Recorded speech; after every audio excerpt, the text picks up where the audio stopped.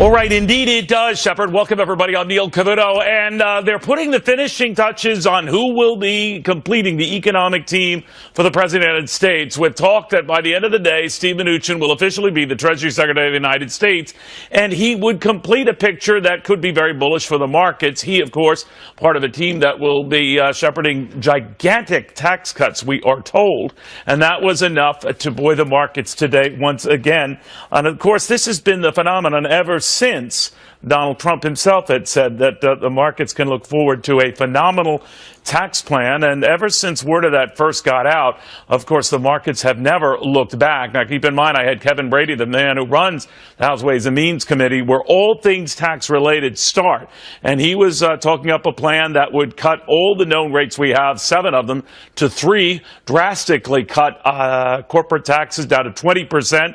Across the board, and no matter who you're with, you're looking at something that is going to change the way tax policy is conducted in this country, the likes of which we've not really seen, if you think about it, since 1986. That sweeping and that comprehensive, and for the markets, that much the wind at their back. All 3 major market averages, I'm including the Dow, the S&P 500, and the NASDAQ, all at records today. We should also say, before we get to our first guest here, that the banking sector was the most buoyed of any of these major averages. That sector seems to be thought of as the most tax advantageous in this new environment here, and it has been everyone running fast and furious with buy orders, convinced that this is real and going to happen very, very soon. A key member of that House Ways and Means Committee with us very shortly. Ahead of that, Independent Journal Review's Aaron McPike. You know, Aaron, when we look at this, it's always back to the high expectation game. And right. Markets can get ahead of themselves, but it's uncanny. The better those sweeping tax cuts look, the better the markets look, the more dicey they look, or that they could be stumbling, the less robust. Are the markets getting ahead of themselves when you see this kind of reaction to what you're hearing going on in that building behind you? What do you think?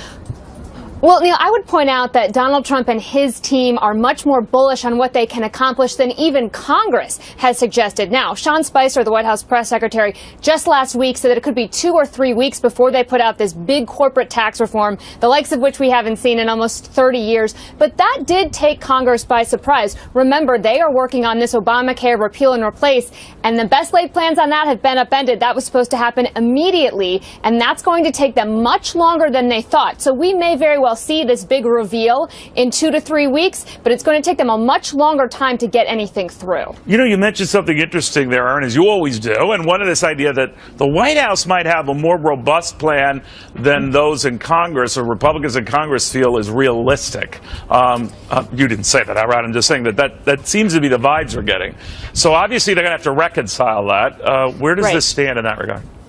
Well, as you mentioned, Kevin Brady had said that he wanted to get the tax rate to 20%. Donald Trump said during the campaign he wanted to get it to 15%. Now, we've heard from a number of Republicans that they can't get it below 25%. But that number, we're going to see Congress haggle over that for months, you can be sure. There's no way that Donald Trump is going to get it down to 15%. But he's a businessman, he is a negotiator, he is a deal maker. So he's obviously going to start with the best thing that he can hope for and move up from there. All right, thank you very, very much, Aaron McPike. And in the middle of we're talking about stocks, too, I should point out that the S&P 500, a broad aggregate of stocks, now has a market cap of $20 trillion. That has never been the case before. So with those advances since the election, this tear has obviously affected your 401k. It's affected your pension. Even if you are not directly invested in the markets yourself, the spillover effect is real. And usually if your boss has a smile on his face or her face, it's probably because of the wind right now at the market's back here. Now, whether that's getting too far too fast, something I'll raise with California Republican Congressman Devin Nunes, a member, of course, of that crucial House Ways and Means Committee. Sir, very good to have you. Great to be here, Neil. All right, I talked to Chairman Kevin Brady. He was very optimistic that an aggressive, sweeping, comprehensive tax reform package is in the works, that you guys are largely, I don't want to misquote him, sir, on the same page when it comes to making sure it's big. But is it doable? I mean, what is it the kind of thing that's going to be combined together, corporate reform, individual rate changes? What do you think? So while most people weren't paying attention last year, House Republicans were busy drafting a blueprint. Everyone thought that Hillary Clinton was going to become the president. People thought for sure the Republicans were going to lose control of the Senate. And we actually have been working not only last year on a blueprint, but we've actually go back 8 years looking at all different ways on how to do tax reform. And I would say actually that this, you talked about the 1986 Reform Act, Neil. This is actually bigger than the 86 Reform Act. This is actually fundamentally changing the code. It's creating fairness across the system. So we're actually doing away with all the confusing rules, accrual accounting, cash accounting. We're going to a cash flow system. And it's a system that every American will be able to understand. And if Donald Trump is in fact going to make America great again, he's going to do it with the blueprint that we put out last year with the Republican House of Representatives. So is it your blueprint, Congressman, that's leading the way? In other words, he likes what you guys are crafting and pretty much wants to echo that? Yeah, we like that Donald Trump, President Trump, during the campaign went big, and he challenged us to get to 15%. And really what we're doing, coming in at 20%, the difference is that what Donald Trump was wanting to do was to keep the income tax as is, and we're actually fundamentally doing away with the income tax and putting in this different cash flow system, one that actually Americans can understand. And as we continue to brief the Trump administration, they're slowly realizing that in fact this is probably the only way to do tax reform, because if you look at some of the proposals that were out there in the past, it's really tough not to drive a big hole in the deficit, which is I think what the anchor was saying just a few minutes ago. It's tough to get that rate below 25%. In fact, it's probably tough to get it below 30%. Right. And so the only way to do it is through this fundamental reform that Chairman Brady has laid out for us. Another option is to get the money, or at least to pay for part of this, if you're in that camp that says you have to pay for tax cuts, or you can use dynamic accounting and see what happens on the road, is that you'd have a border adjustment tax, something like that. Is that going to be part of this mix? Yeah, absolutely, but it's not necessarily a pay-for. People are mischaracterizing that. So what this is, because we're going to a consumption system, it wouldn't be fair for us to tax businesses here in America, but not tax businesses that are overseas that are sending products into this country. So everyone's going to get taxed the same. Everything that we produce in this country, whether it's produced here or brought in, has to get charged the same tax. If not, you're subsidizing imports.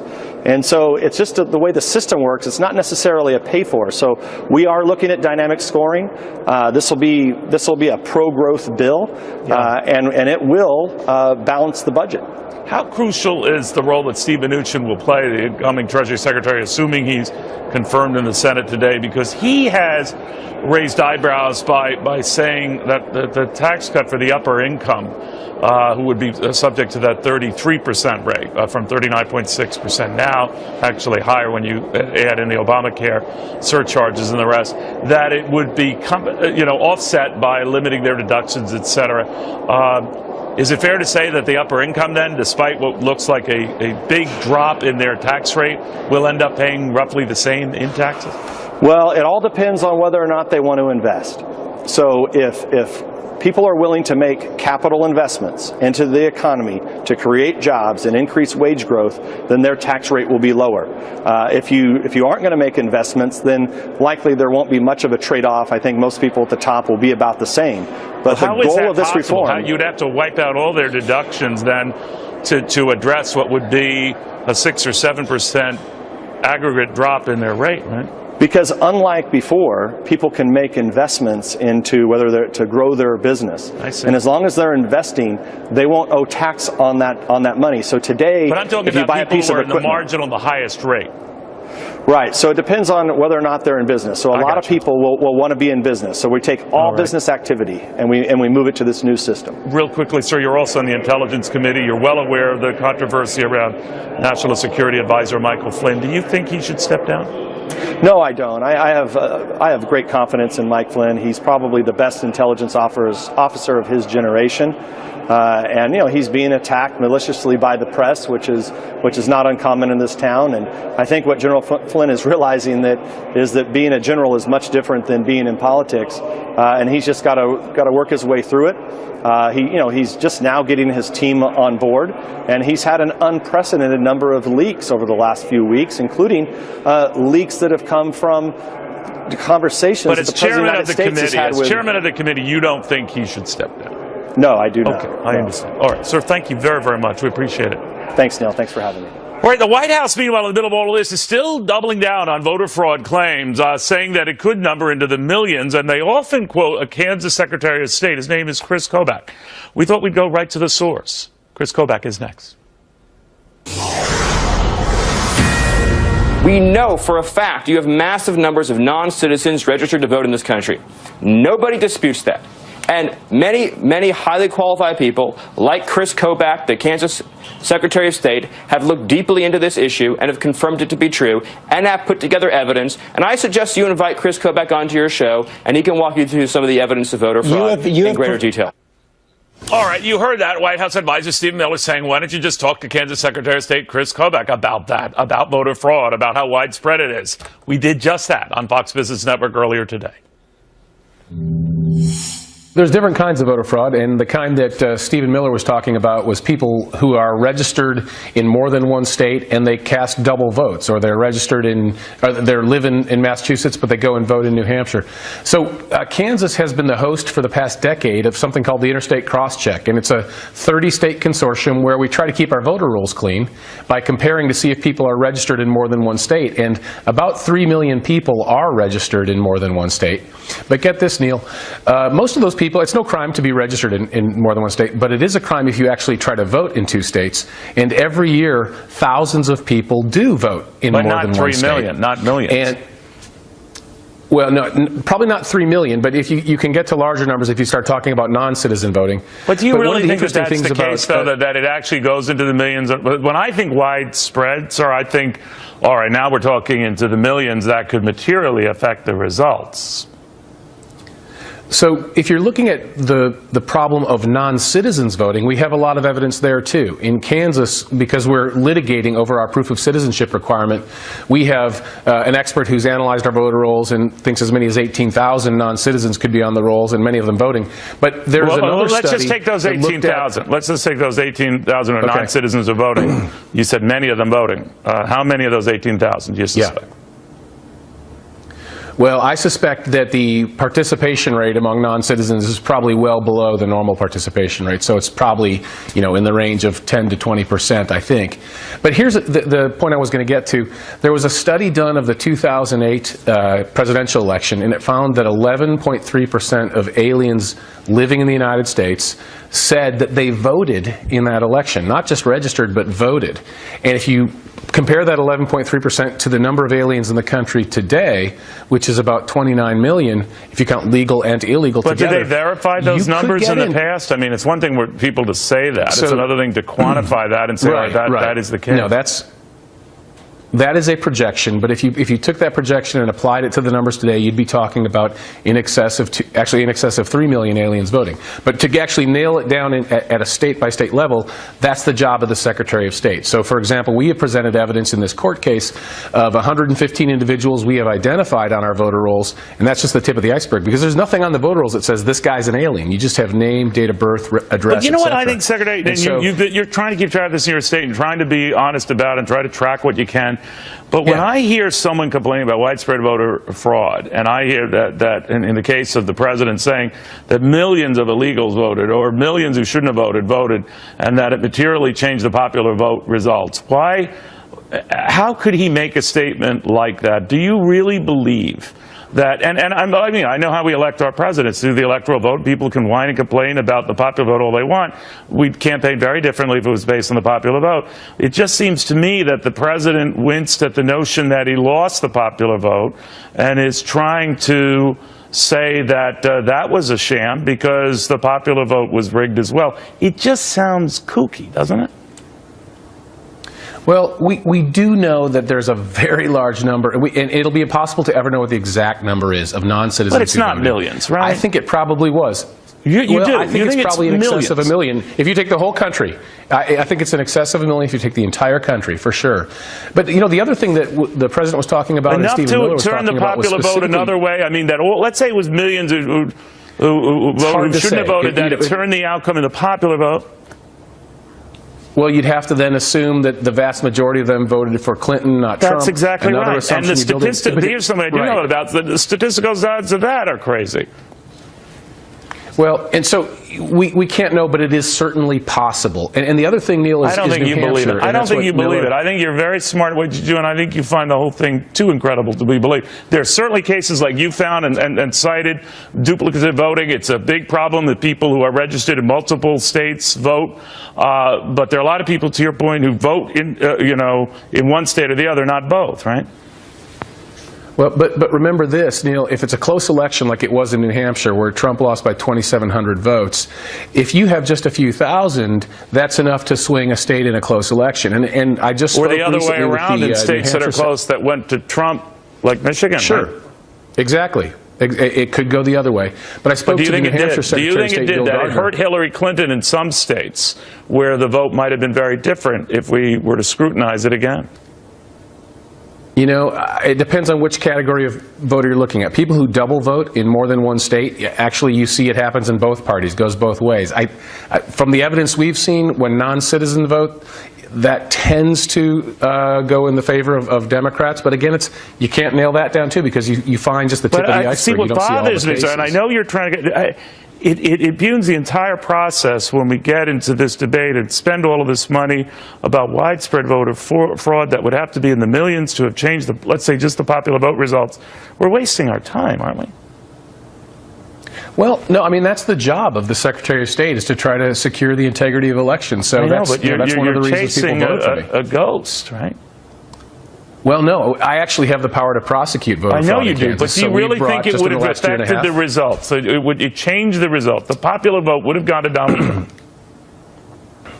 Not in Kansas, but if you take states, some of the really big states, and you know, like California, Texas, some of the states that have a large alien population, you could have more than 1 million votes that were, that were not legitimate. Or you could have a case in some of those close industrial states that went to Donald Trump where it could have been Hillary Clinton.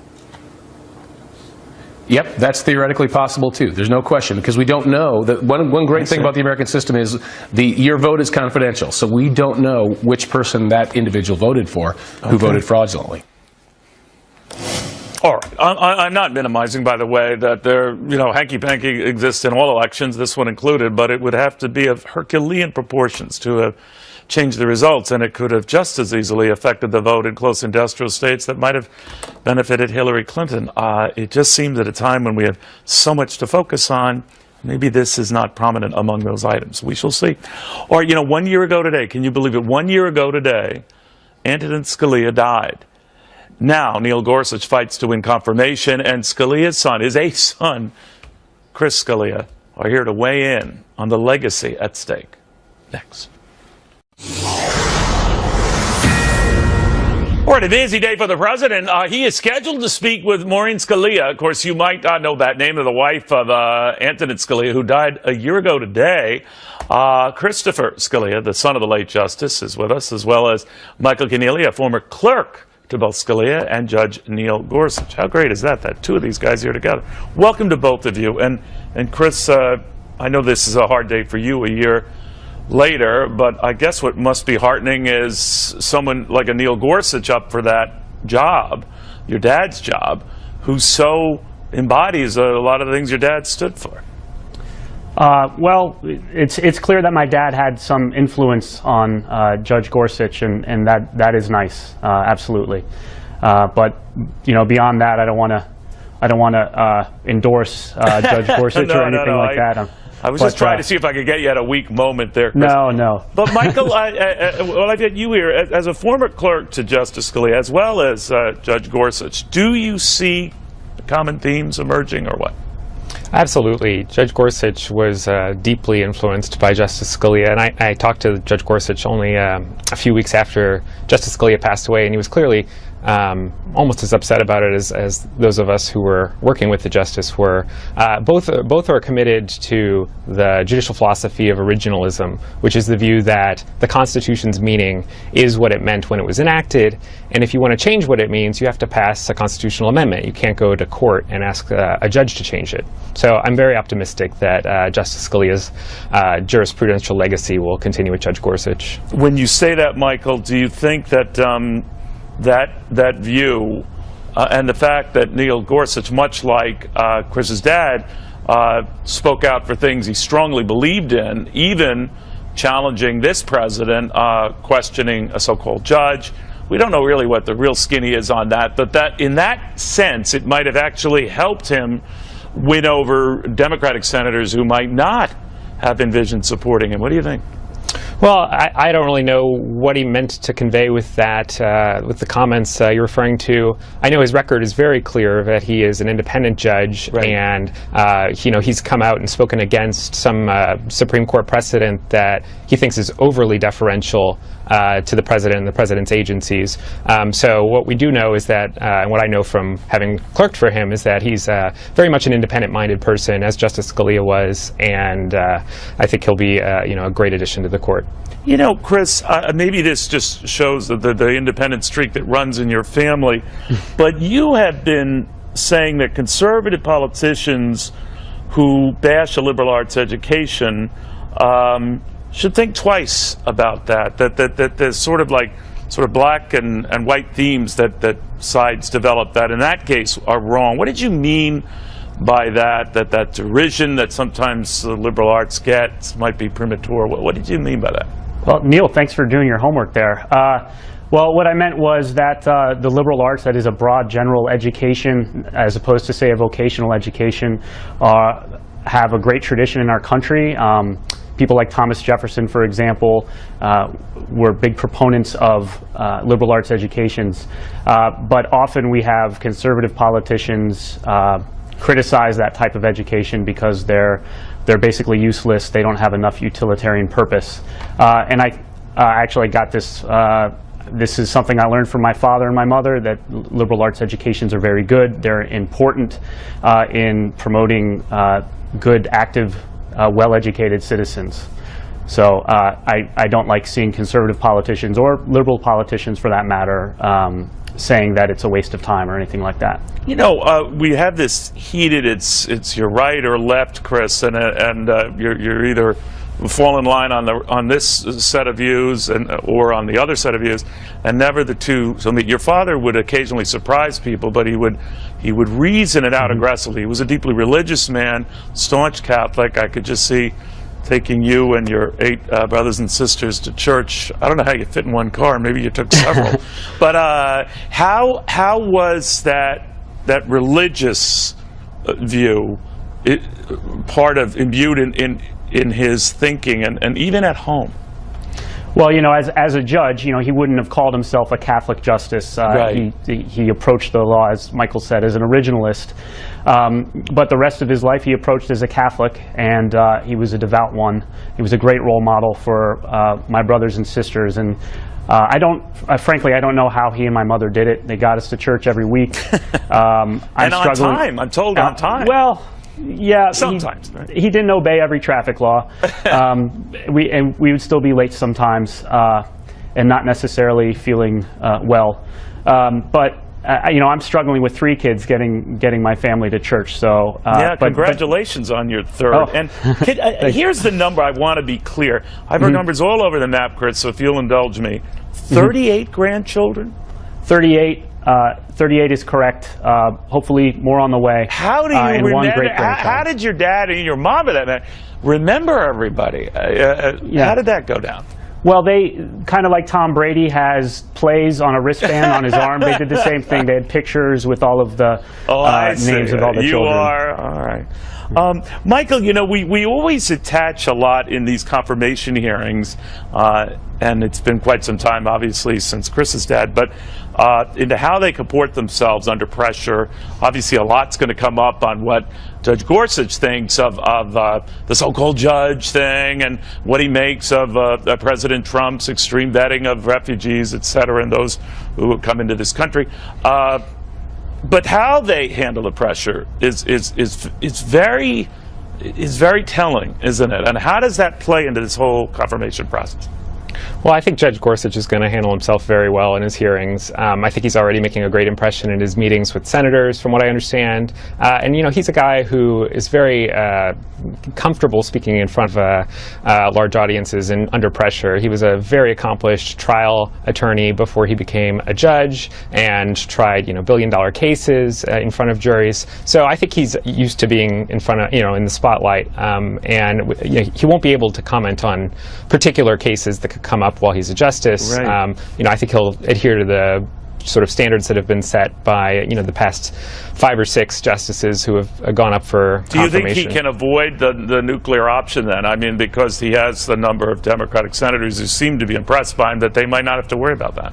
Well, I don't know. I can't make those kinds of predictions. I think it would be unfortunate if someone of Judge Gorsuch's caliber didn't command, you know, sort of widespread approval now, like he did when he was up for the 10th Circuit, you know, 10 years ago. Gentlemen, I want to thank you both. Chris, thank you very much. Thank you. You serve your dad well. Thanks and very Michael much. Keneally, thank you both very, very much. Those confirmation hearings could be a lot sooner than later. Indications are that they want to get moving on these and fast. A little more to this.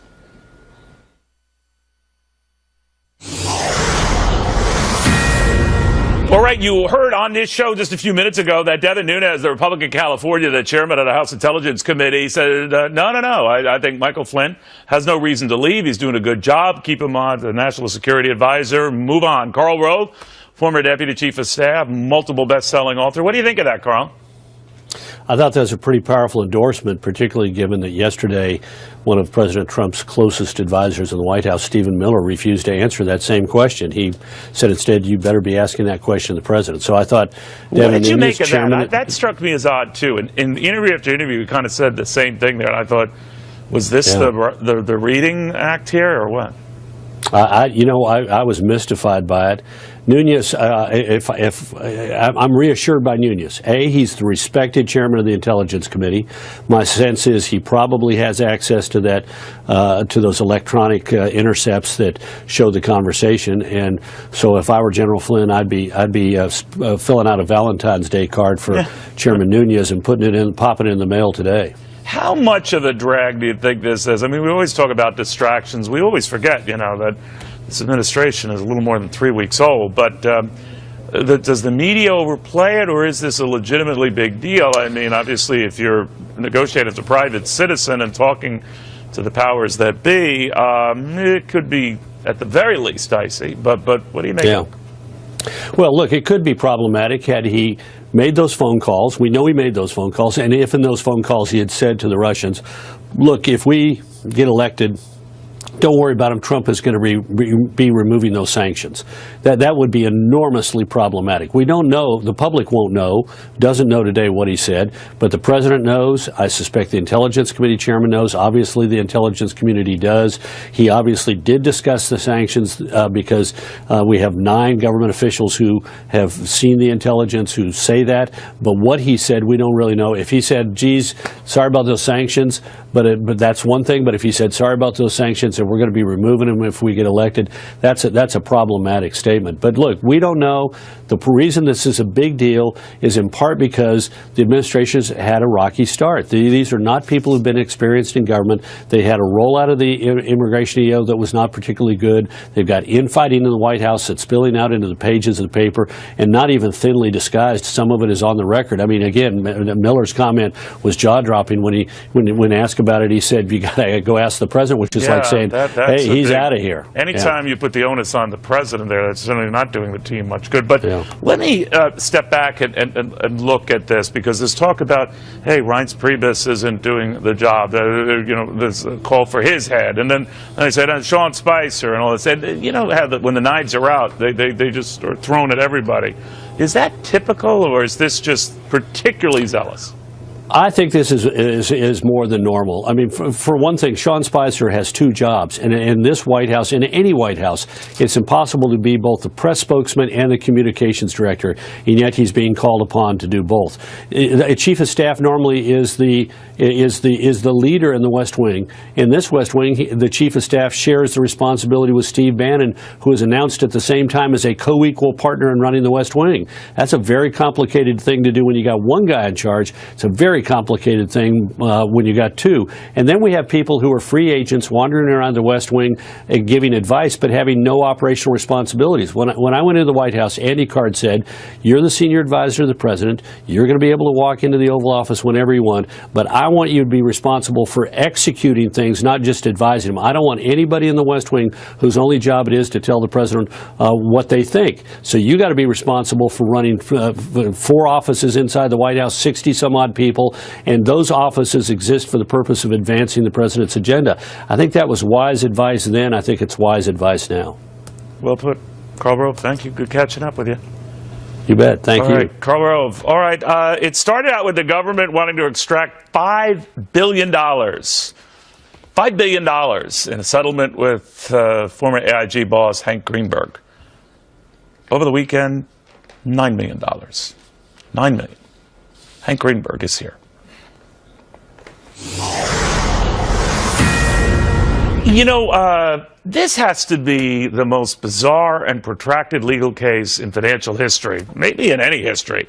Former AIG CEO Hank Greenberg settling a 12-year legal case with New York State for about $9 million. Now, you might look at that and say, $9 million. This started out with them looking at a $5 billion settlement, and then it was going to be a multi-$100 million settlement, then it was down to $50 million. $9 million when all is said and done. And you're wondering, wait a minute, AIG was that huge insurance financial conglomerate that was forced into this sort of odd position where it had to fold its tent. A lot of people lost their jobs. Of course, it was rescued by the government. But was any of that ever necessary? We'll never know, because that was then. This is now. Former AIG CEO Hank Greenberg is with us. We call, by the way, to both the current New York Attorney General Eric Schneiderman, former New York Attorney General Elliot Spitz, as well as Governor. No comment, no response. But we do have the guy in the center of all of this with us, Hank Greenberg. Hank, good to see you. Good to see you, Neil. How did the $9 million figure? Well, there was a mediator. And right, Ken Feinberg, right? Yeah, and there was 2 months of back and forthing, and that's his decision. What was the issue here? That you misled in that, or that accounting hanky-panky? What was it? Well, it was 2 issues left out of I think it was 9. 7 went away, and with it, much of the demand they were making. The 2 issues left, they were arguing that I misled, did a fraudulent deal. Fact is, nothing had ever happened. We wanted to do a deal with General Re. Right.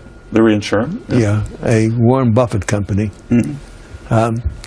That we wanted a portfolio of about $500 million in premium, and all you needed under that in 2000, called the finite reinsurance transaction, 1% risk factor. Okay. Unbeknownst to us, and certainly to me, they had reinsured that same portfolio someplace else and gave us a phony deal. I didn't know about that until 2005, when I had left the company, after Spitzer, having talked to Warren Buffett, came after me. And it was relentless, right? I mean, then Spitzer becomes governor. We all know what happened to him, Yeah. prostitutes in Washington, and then, of course, Schneiderman takes on this case. But I'm wondering, how did it go from $5 billion in damages, then to $50 million, and now $9 million? Well, the 50. First of all, the $5 billion, in my judgment, was an inflated number. Obviously, quite inflated. You know, and that's what always happens. And the $50 million, many of the things that they were arguing went away. They was not so. So why did you even pay the $9 million? Why, just nuisance? Well, I agreed to mediation after 12 years, okay? And we had tried to get it before to mediate to get the thing over with. And the AG, they refused. Right. We went to court and we were trying the case. And I think they recognized that case was going to blow up in front of them. They had very little. Really. But it all goes back to something that's weird in New York, this Martin Act, right? This lets prosecutors prove civil fraud without showing intent to deceive. So prosecutors can go after you, and a simple accounting inaccuracy can be deemed almost criminal. That's exactly right. And that is what you acknowledge, an inaccuracy in 2 accounting areas, right? It wasn't an accounting error on my part. Right. Jen Rhee withheld the information to us and gave us a portfolio that had been with somebody. So you took the bullet for that. You still have a defamation suit going against Spitzer, right? And what do you hope to do there? I hope to have him pay for the defamation of character that he had been talking about publicly. How much? I forget what the number is. David Boyce. Is it more than the $9 million that you paid? I would think so. Okay. You know, that whole period, when we go back to that, was sort of like the epicenter that when AIG was rescued to the tune of $185 billion, you would argue that would have been totally unnecessary had you still been at the helm. There's no question about it. What makes you so sure of that? Because everything was imploding, right? Yeah, but we were managing the company. We had meetings every week on our financial exposure. It wasn't something that we did on But how do you know if you had been there that the same implosion would have been happening because the fast market meltdown, good and bad companies alike were being taken down? We built the biggest insurance company in history. Okay? We had the tools, we had the people, we had the systems. In fact, Paulson, the ex-secretary of Treasury, on the stand under oath, said the same thing, that it never would have happened if I'd been in the company. Why didn't you settle early? I mean, you were not going to do that. And obviously, you're convinced of your innocence, as you are now. But why not then? And most people, most people, well, back in the day, I'm going back even 12 years ago, when Elliot Spitzer came after you, most people didn't ask questions. They settled. You did not. Right back then, that was long before the meltdown. You know, so what was it? So slow down. First of all, he did more. He threatened me. He threatened the company with a criminal action. What really happened here was Spitzer. I was on a conference call with security analysts when one of them asked me, "What's the regulatory environment like today?" And I said, "A footfall is like a murder charge."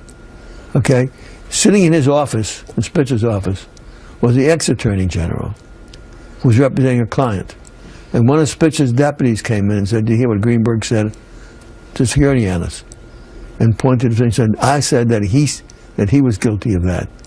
He said, "I'm going to take Greenberg down," in front of his ex-attorney general. We haven't had an affidavit. He hated you. Yeah. And you hated him. After what he tried to do, absolutely. Look, what he did, he destroyed he virtually destroyed a great company. It's half the size that it was, apart from that. Pension funds, investors all lost tons of money. Tons of money. The company, I started out when we went public, with $300 million of market cap. When I left, it was $180 billion. Okay? It's the largest insurance company in history. We were a national asset. We operated in 137 countries. That was a very valuable asset. That's gone. Completely. Do you think any of this could happen again? It depends. You know, under the Martin Act, with the wrong attorney general, absolutely. What about nationally? As you know, President Trump is redoing Dodd-Frank. What do you think of that? Yeah, but different beast. I know. Also, Neil, this is the only state in the United States that has this law. It doesn't exist in the federal law. It's the only state that has this. It's disgraceful. Where a technicality becomes such a criminal act. Yeah. So you're not giving up this fight. You're still going after Spitzer. Have you heard from his office? No. Do you think you will soon? I don't think so. Hank Rittenberg, thank you very, very much. We're on top of that. Hope you stay on top of it too. One of the most riveting corporate stories in history. We'll have more after this.